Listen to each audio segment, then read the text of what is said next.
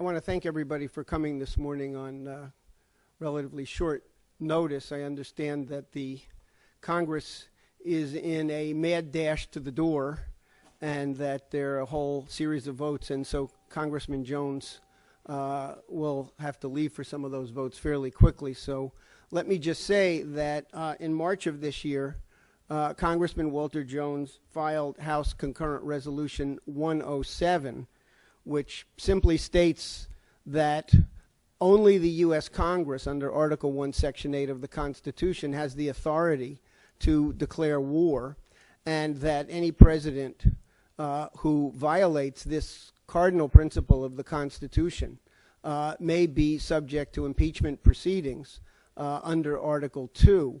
And, of course, this is not just simply a philosophical issue, as important as that is, but this is a very real question as we see events in now Africa as well as the Middle East and elsewhere driving us in the potential direction of a war, and therefore the role of Congress, as envisioned by the founders, is absolutely pivotal in making sure that we don't rush headlong into a conflict that could lead out of proportion into a general war.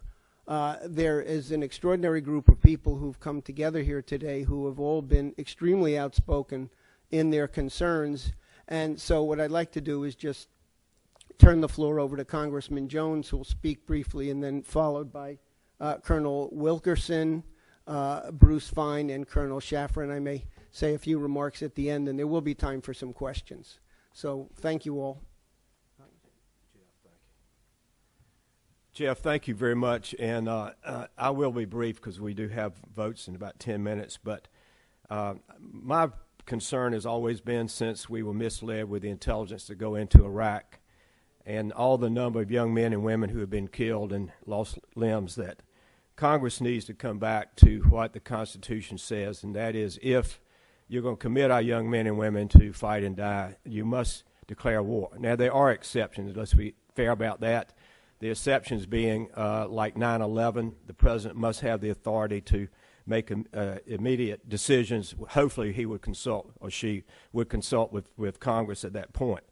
I was one of 20 back in 1999 that went to the federal courts with Tom Campbell when President Clinton bypassed Congress and went in and bombed Kosovo. We went to the federal courts. The federal courts kicked it back out, saying, well, you in Congress have the authority to cut the budget, so therefore you have authority to stop war. Well, then again, and when President Obama decided to go in and bomb Libya, that again brought it to my mind, well, here we go again. Here's an administration that has bypassed Congress, meaning bypassed the Constitution, which is more important than Congress, really. But the Constitution says that you will consult with Congress, you will ask for a declaration of war. And to my knowledge, if he consulted with anyone at the time, it was just 1, 2, or 3 people, maybe in the leadership of the Republican and Democratic Party. So working with Bruce Fine, we put in HCON Resolution 107 that Jeff just mentioned, and it says a president. It does not say the president. It says a president. I wanted that to become a vehicle for debate on war powers. Sadly, as much as we pushed and pushed, we did not get a hearing in this Congress on the role of Congress as it relates to the Constitution and the issue of war. So therefore, today I am delighted to be a small part of this. We continue to hear war drums beating in the Middle East and also in other parts of the world. And all I think should happen is that Congress should follow the Constitution. And there are exceptions, which I've already mentioned. So here today, as Jeff introduced, Colonel Wilkerson and I became friends after I knew I'd made a mistake on the Iraq War. I consulted with Larry Wilkerson, also other people. He helped me understand that too many times there are backroom decisions made by administrations that bypass Congress and the American people and commit this country to war. Bruce Fine is a very dear friend of mine. Again, he's helped me with many of the constitutional issues. I'm not an attorney. I think I understand the Constitution, but I'm not an expert. He is expert. And Colonel Tony Schaefer is the kind of person that he believes integrity and intelligence. He believes that the truth has to guide the policy.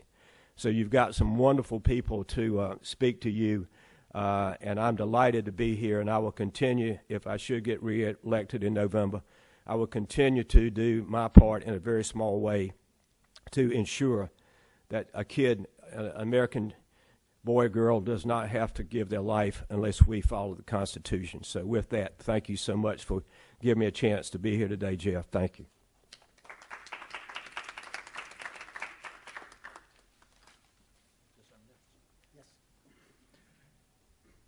Thanks for being here. I think this, even though it's not massively attended, like many events in our past that were very important, is an important event.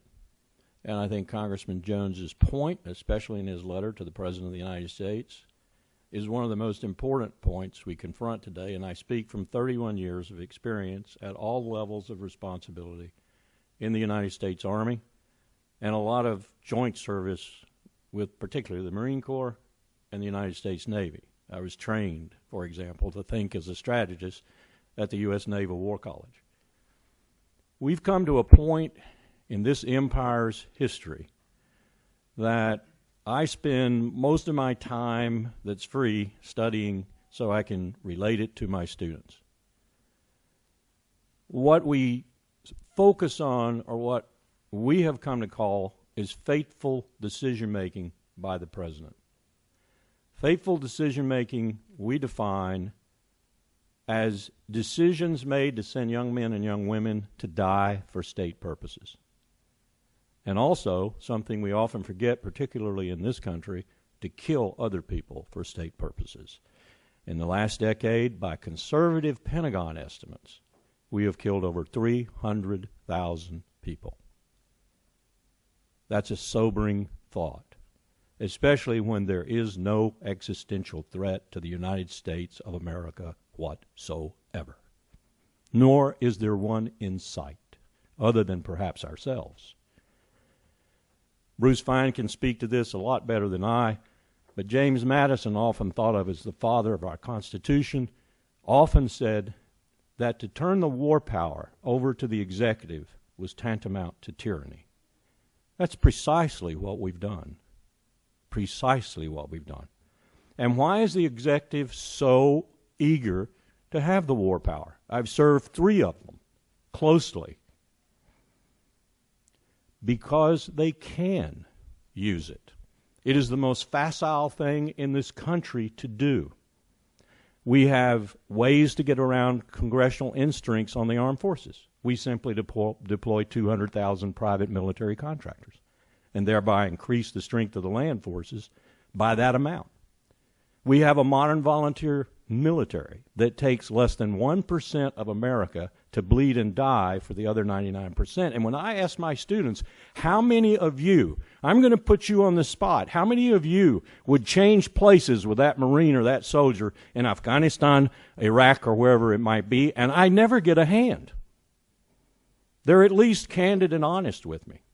And I tell them those soldiers and those sailors, to a man and to a woman, by and large, would rather be sitting where you're sitting than being where they are. And yet, the President has the power to put them there.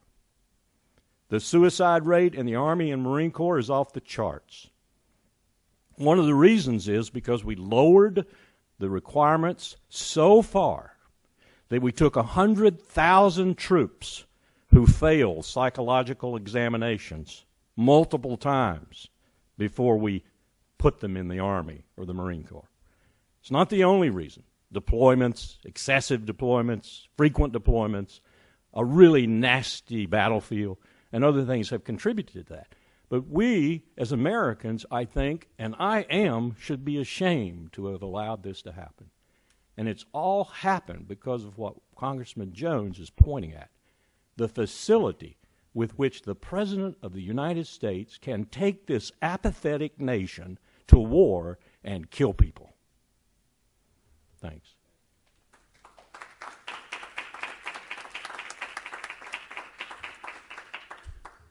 Thank you. I want to also pay homage to Congressman Walter Jones. He reminds me of an observation then President Andrew Jackson made when he was asked, what is a majority? He said, one man with courage. And with Walter Jones, we may have an ability to step back from the precipice. And I would like to pick up and amplify on what Colonel Wilkerson said. Those 300,000 killings are murder, because legal war makes what's customarily murder legal. But if you're not at war legally, those are homicides. And the reason why the Founding Fathers were so intent on having a very exacting standard to enter war is precisely because war is the law of the jungle. Cicero had said 2,000 years before, in times of war, the law is silent. Even the purported laws of war are regularly flouted with virtual impunity. And so the Founding Fathers drew on the history of all of mankind that showed the executive branch was the most inclined to enter war because they get the spending, the appointments, the glory, the footprints in the sands of time. I'm transforming the world. If you look at the history of all human species, it's the executive that invariably initiates the warfare. Sometimes it's for vendettas. I've been told that George W. Bush wanted revenge because of Saddam's effort to kill his father. Once Saddam was captured, he didn't care anymore. Those are exactly the reasons why every single founding father at the Constitutional Convention had said, we do not want any single person or any group of people to enable us to enter war. That ranged from the most liberal to the most conservative, like Alexander Hamilton, who was in favor of a muscular presidency. They all agreed that warfare was irreconcilable with freedom. The principles that are established to justify war, national security, migrate back into the domestic arena. And we've seen it just recently with the National Defense Authorization Act that empowers the president to detain any American citizen on his say-so alone if you provide substantial assistance to an associated force of a terrorist group. And when recently in the Southern District of New York, the United States was asked, what is substantial assistance in the suit brought by Chris Hedges? Oh, we don't know. What's an associated force? We don't know. We'll know it when we see it. That shows you the breadth of the authority that's authorized by the NDAA. That's a migration from the war power usurpation. And indeed, what's very ironic, when we were initially told, we need to fight in Afghanistan and Iraq 6,000, 8,000 miles away to prevent the battlefield from coming home. Those champions of the NDAA said, the battlefield's home. If we capture and detain anyone here, now they don't have any rights to a lawyer. They have no rights to due process. We're telling them that the battlefield here is in the United States. This was the Lindsey Grahams, the Mr. Liebermans, John McCain. Well, we were fighting 6,000, 8,000 miles away to prevent that. Now you've taken the battlefield here. And to even expand beyond that, the most recent disclosures in the New York Times, not at all refuted by the Obama administration, they take pride in it, shows that the president claims and exercises authority to survey every species individual on the planet. If he says, you're an imminent danger to the United States, you get vaporized. Predator drone. Any judicial review? No. Any congressional review? No. Any disclosure of the profile of the intelligence that justifies a finding you're one of the terrorists we're going to vaporize? No. All secret. What we call a combination of legislative, executive, judicial power, plus being executioner, all in one man, which the Founding Fathers described in Federalist 47 as the very definition of tyranny. Now think of that. The whole reason we had the Declaration of Independence and fought the War of the American Revolution was what? To end the tyranny of King George III. And now we're practicing exactly what we revolted against some 225, 230 years ago. And where is the Congress? The invertebrate branch, other than Congressman Jones. And what's so stunning is that you don't need to do archaeological expeditions to find the evidence of the impeachable offense. It's in the front pages. It's openly confessed. Now, many suggest, impeachment sounds like a coup d'etat. Like only banana republics do impeachment. At the Constitutional Convention, Ben Franklin said, no, impeachment is a substitute for assassination to rid yourselves of tyranny. It is a substitute for Brutus and Cassius plotting against Julius Caesar. So it is the civilized way in which we don't impose criminal punishment. It's simply ouster of office. We cannot trust you with the reins of power anymore. That's why it's my judgment, it really is quite obtuse to suggest, to think about impeachment as some kind of revolutionary idea. No, it's the first time to civilianize, to domesticate the kinds of convulsions that typically happen when you've got to change a regime from abuse of power.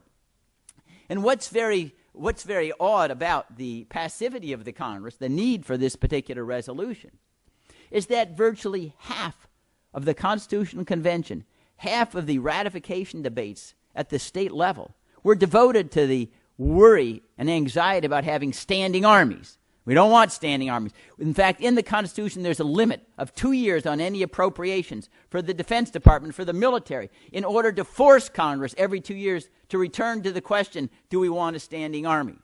And that's also, there's a companion idea incorporated in the Second Amendment, the right to keep and bear arms in order to have a well-regulated militia. The reason why there was an obligation for all citizens to participate in the militia is to make a standing army superfluous. That was the idea. And now we have standing armies, trillion-dollar national security expenditures, can't even audit the Pentagon to even know whether the spending was in the 2-year limitation period. And Congress sits quiescent. The most recent, most extravagant usurpation in the history of the entire United States was the Libya war. Open, notorious, we don't want to talk to Congress, we don't report to Congress. And then you have the astonishing testimony of the legal advisor of the State Department, Mr. Harold Koh, formerly a great critic of executive power when he was dean of Yale Law School, and then it's kind of like Dr. Jekyll and Mr. Hyde, but he didn't need a potion, He's there now, the legal advisor at the State Department. And he's testifying as to why Libya and the Tomahawk missiles, the bombings, not a conflict. It's not hostilities within the meaning of the War Powers Act. He says, well, our pilots are at such high altitudes, they're not in danger of being shot down. I said, oh, well, that's a nice analysis. So if we used ICBMs with nuclear warheads to kill and destroy every living, breathing thing in Libya, and we shot the missiles from the United States, no hostilities, right? No war. Our people aren't endangered. You could blow up the whole world, kill 1.5 billion Japanese, no warfare. I mean, is that Orwellian or not? This is the Ministry of Peace and the Ministry of War flipping. And instead of being insulted, the Congress accepts that.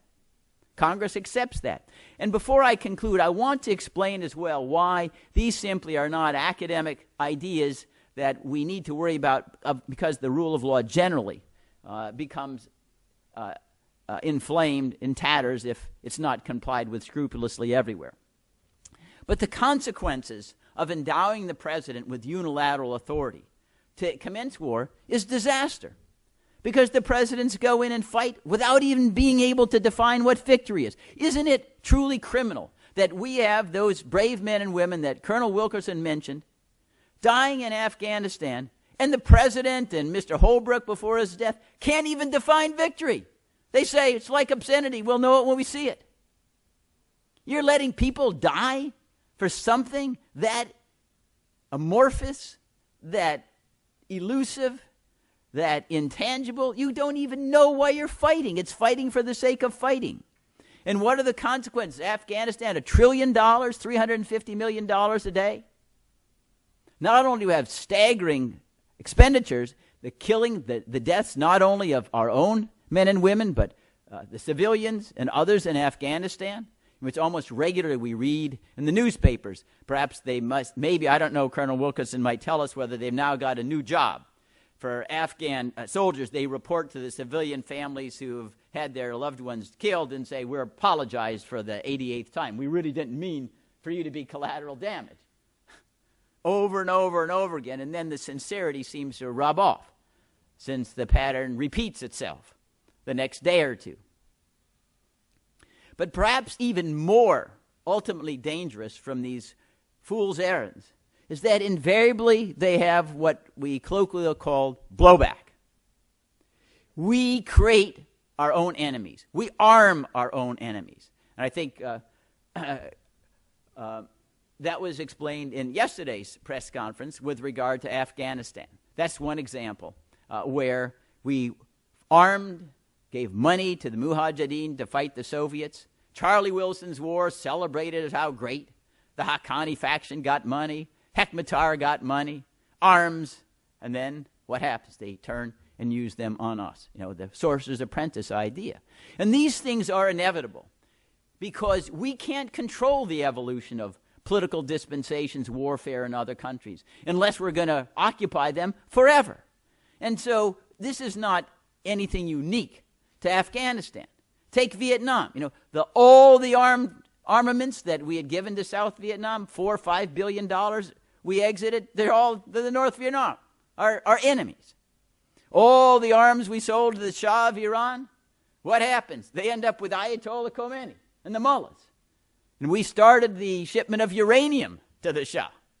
Now we complain, oh, now you're building a nuclear bomb.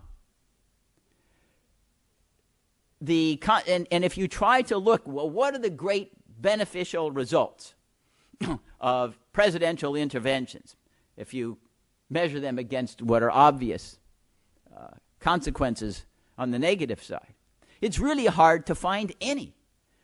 It's been said, well, Bosnia was a great example of a success. There were all sorts of internal fighting there between the Serbs and the Croats and the Muslims. There's still troops in Bosnia. This is 17 years after Dayton. Their same divisions haven't been mitigated at all. If anything, they're accentuated. So we're supposed to stay there forever? Have we really accomplished anything? In Kosovo, that's another one, supposed to be a great success story. But you still have vicious infighting between a small enclave of Serbs. Some of the Kosovo groups are before the International Criminal Tribunal for war crimes.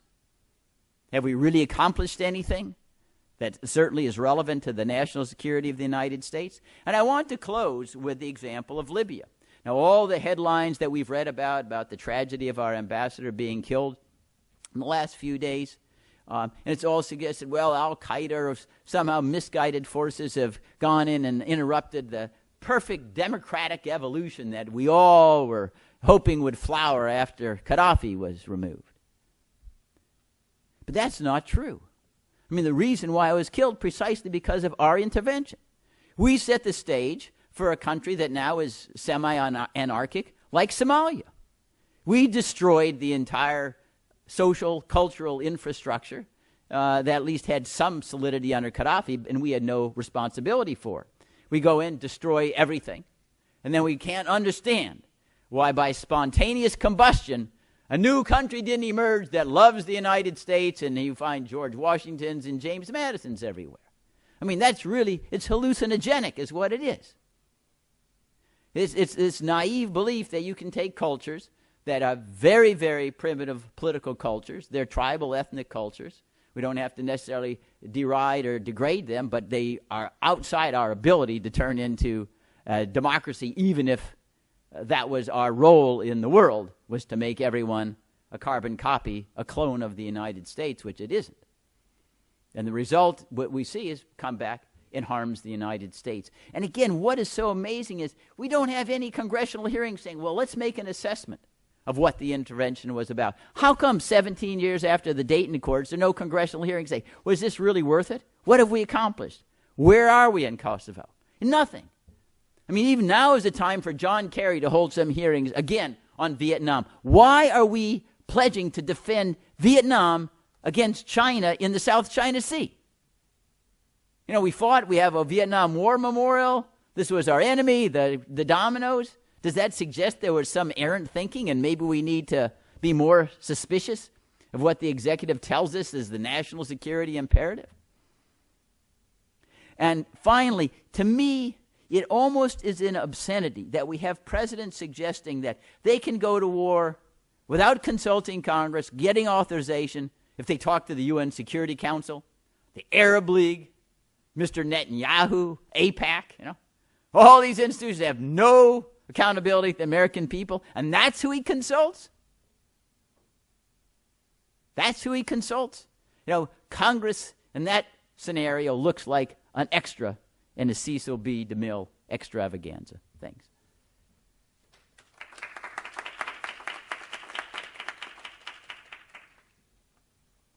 Morning. I'd like to also add my,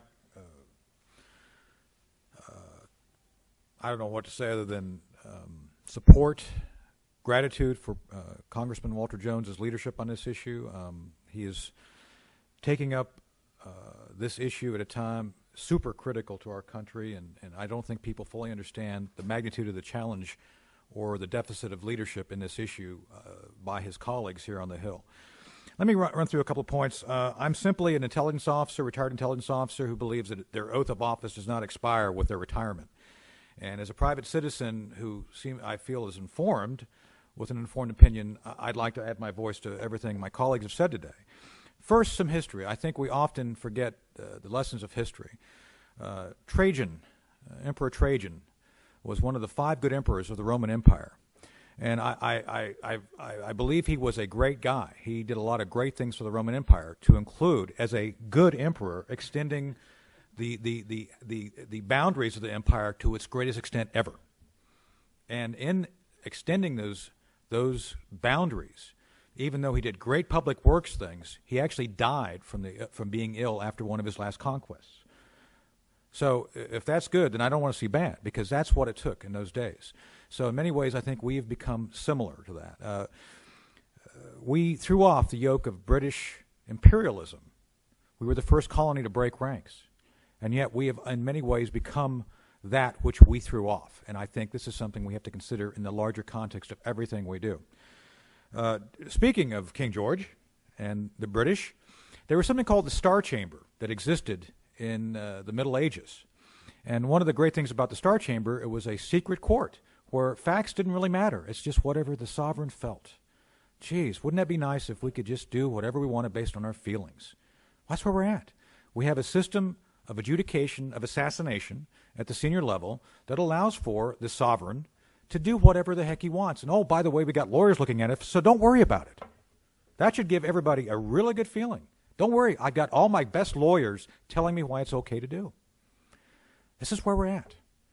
And by the generation of this capability in this way, we're creating the next generation of our adversaries.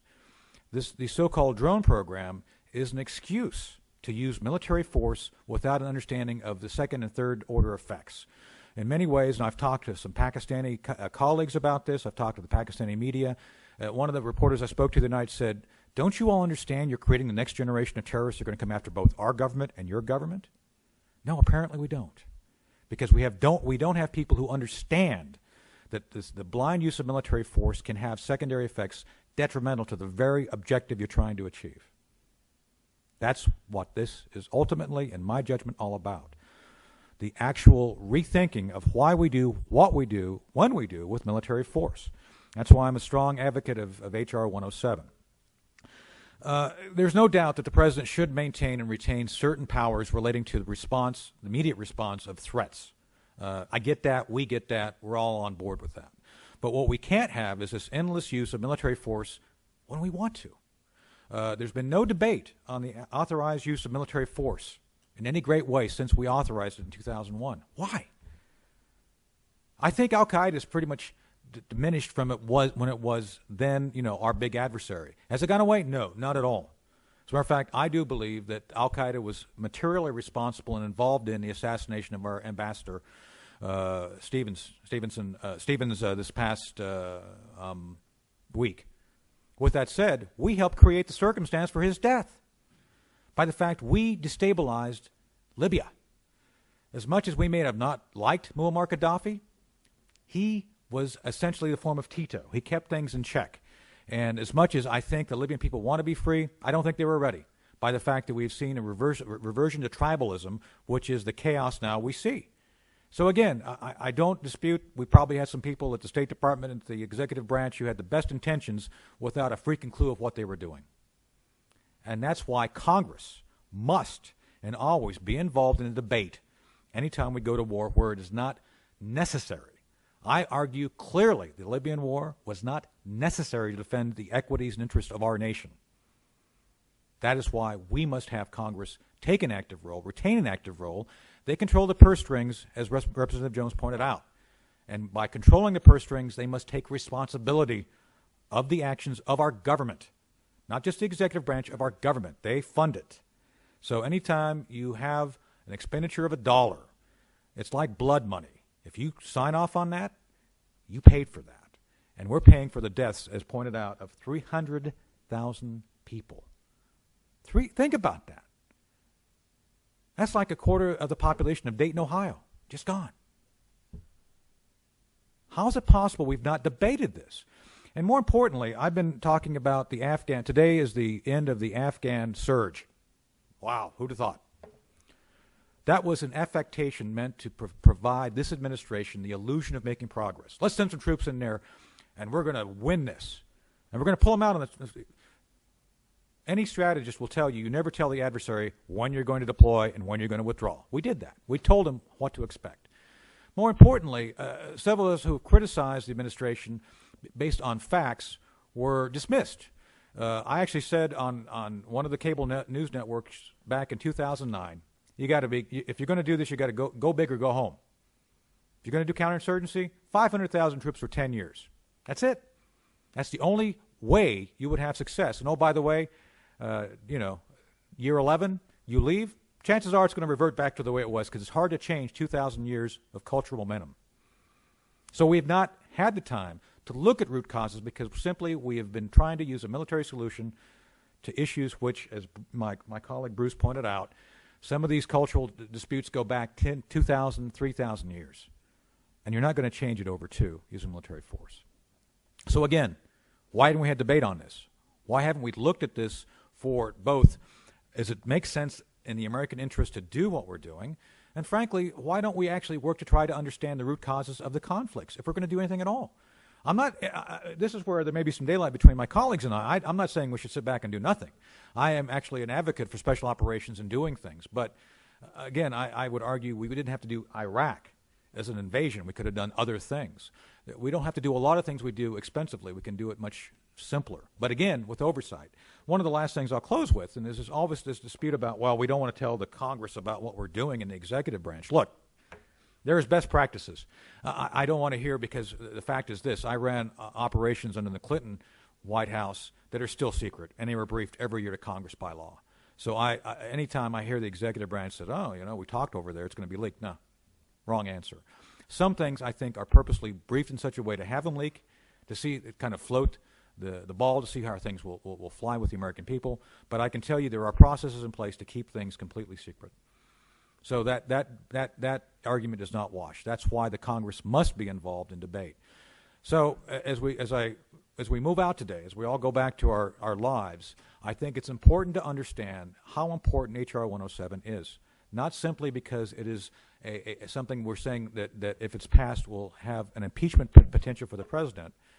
It's more important that we use this to bring ourselves back to a point of sanity, a point of understanding, the need for debate, the need to have a reconciliation of our country's actions with our intent, with what we were founded on, with our founding fathers, because there's a huge amount of daylight there between what we are today and what our founding fathers intended us to be. Thank you.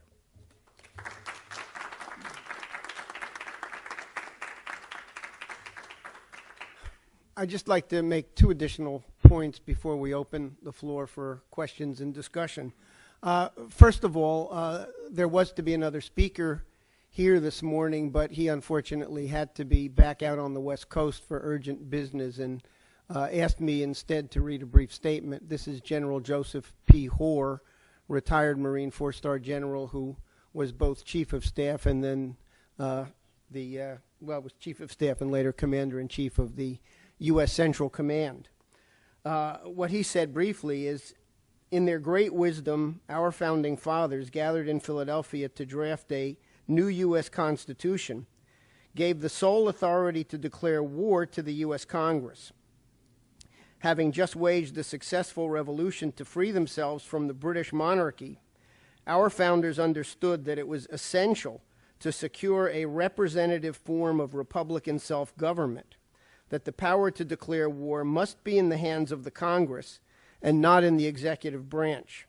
They were committed to preventing any form of monarchy or dictatorship. Nothing has transpired in the intervening centuries to justify any alteration in their wise decision. Under our federal Constitution, only the Congress has the power to declare war, and that must remain a cardinal principle. In recent decades, we have seen an erosion of that constitutional principle, and I fully concur that this erosion must be halted and reversed. There are copies of General Hoar's statement over here on the table. The final point I would like to make, apart from the fact that clearly everything that has been said by Congressman Jones and all of the other speakers, including the fact that impeachment should not be considered a four-letter word, but is something that was, again, a critical issue among the founders as a way of dealing with the problems of out-of-control executive tyranny.